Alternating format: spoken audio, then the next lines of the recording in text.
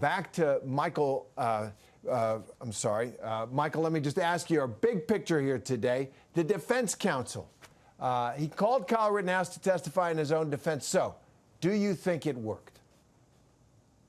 I don't know, but I don't think it hurt. I don't think it hurt them because I think in this case, sometimes you have to put a defendant on the stand. Obviously, they were well prepared. He was well prepared for his direct testimony. So I think the defense made a decision and they're sticking with it. And I don't think it hurt them. I don't know if it helped them, but I don't think it hurt them.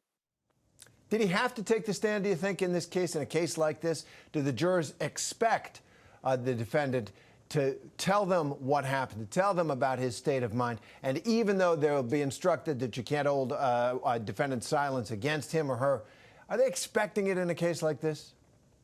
Absolutely. This is not a case where you have something where people are closely related, where other people could testify as to what the defendant would testify to. This took place in the middle of a chaotic situation. I think they really had to put him on to put the defense through. And Kyle Rittenhouse there, he had that terrible moment of emotion when he recalled what he said was his fear of being killed by the people who were chasing him. He described them as a mob. And it required the judge to stop the trial for a little bit so he could regain his composure.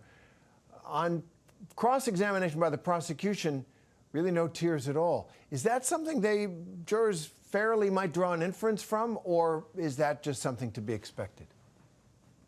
I think it's something they may fairly draw an inference from. It was something that we spoke about earlier, and it just seems when it never helps the defense when they put a defendant on the stand and he is almost polar opposites in his reactions to questions. It seemed he was much more confrontational with the cross-examination than the direct. And Michael, what do you think of the judge in this case, Judge Schroeder? He's really read the riot act to the prosecution on that cross-examination where the prosecution was trying to bring out that the defendant had had a chance to hear all the other stories but had not told his own story in any detail, and the judge said that got right up close to a Miranda violation. We're looking at him here.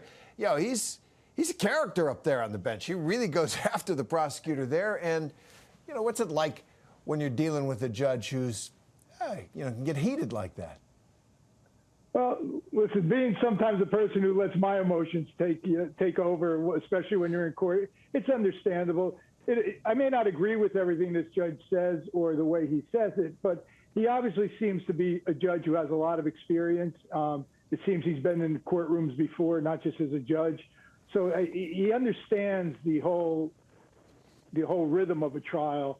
So I don't agree with him. I think he's doing a pretty good job here, and I think sometimes he's a little too opinionated. He certainly is. It's fun to watch. I'll give him that.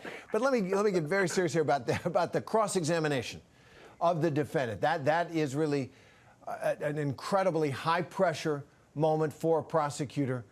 Kyle Rittenhouse on the stand, Thomas Binger, the prosecutor, cross-examining him for all the afternoon for several hours. How do you evaluate the cross-examination? How do you think he did?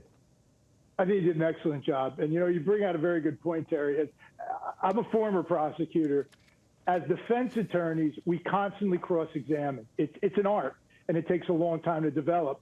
Prosecutors don't get to cross-examine that much because it's very rare defendants take the stand and defendants put on a defense. Usually it's holding the prosecution to their standard of proof or proving their case beyond a reasonable doubt. This prosecutor seems very experienced. He had this judge coming at him pretty heavy, and it didn't affect him. He stayed on course. He remained consistent in his replies, and he stuck to the subject matter. I thought he did an excellent job, Terry.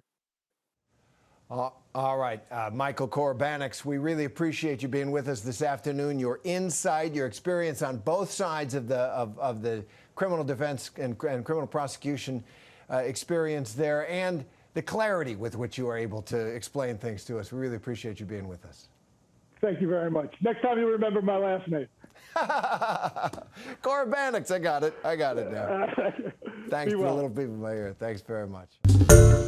Hi, everyone. George Stephanopoulos here. Thanks for checking out the ABC News YouTube channel. If you'd like to get more videos, show highlights, and watch live event coverage, click on the right over here to subscribe to our channel. And don't forget to download the ABC News app for breaking news alerts. Thanks for watching.